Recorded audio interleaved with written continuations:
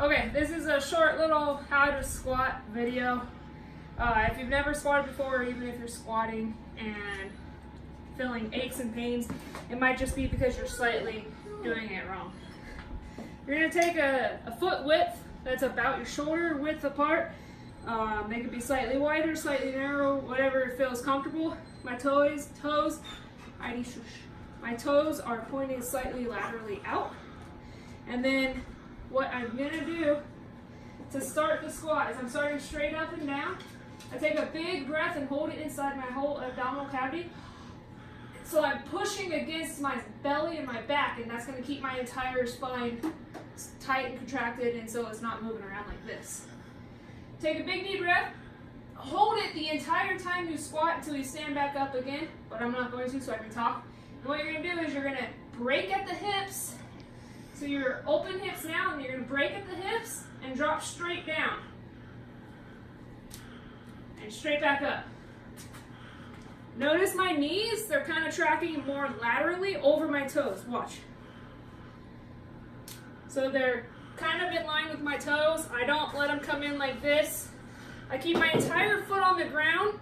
Air on the side of your heel on the ground. If you need a cue of wiggling your toes, just try to get your whole foot on the ground and do not let your heels come up.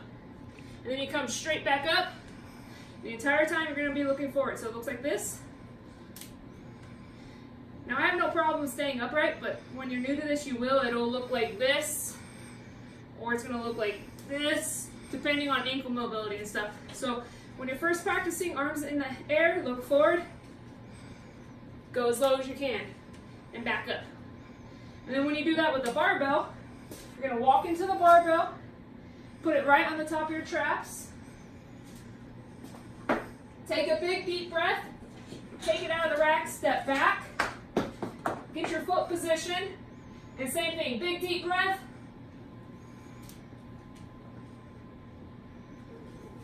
and then when you're ready to rack, all the way in and down with your legs. Keep bending forward like that, that's bad. And if you need additional help, you can do a box squat, something where it's going to put your butt just below or at your knees. And you're going to squat down until you touch that box, come back up. Squat down, come back up. And you can do that with a barbell as well.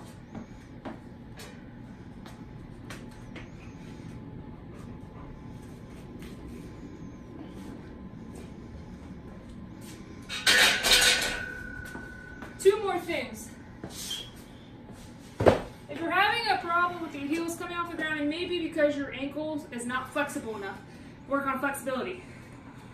As you can see, my shoes have a lift. These are called weightlifting shoes. If you don't have those, that's fine.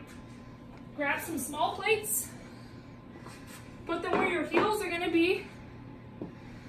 Put your heels on top of the plates like that, and then squat. And it should help you a lot better. And the last thing is a goblet squat. It can be done with a plate or a dumbbell as well. But what you're going to do is you're going to lift it up and hold it near your chest like this. Same squat position. Down and up. This is going to help you maintain a more upright torso and activate those glutes. Oh, and I'll show one more thing since it has to do with squats. Before you squat, you want to make sure you got those butts fired up.